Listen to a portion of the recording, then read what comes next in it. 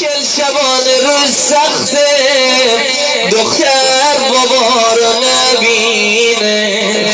چل شبان روز سخته پسر قد و بالای بابا رو نبینه.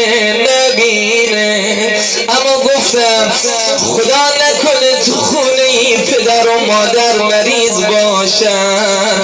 اما اگر مریض پدر و مادرم تو خونه برکت صفای خانه است. هر وقت دل پسر دل دختر میگیره، دستان پینه بسته بابا رو بوسه میزنه، دلش آرام میگیره، دلش باز میشه. اما خدا نکنه خانه‌ای بی بابا باشه، خدا نکنه خانه‌ای بی وجود بابا باشه.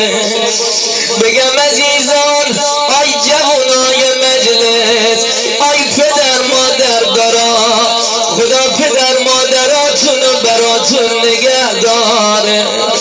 نگاه به چین و چروک الان صورت بابا نکن. ای وای ای وای، یه روزی بابا از تو هم جوانتر بوده، یه روزی بابا صورتش از تو هم زیباتر بوده، اما جوونیش رو برا تو گذاشته. ای وای ای وای، نکنه نگاه چپ به پدر و مادر کنید. پیغمبر خدا میفرماید برکت زندگیتون از بین میره.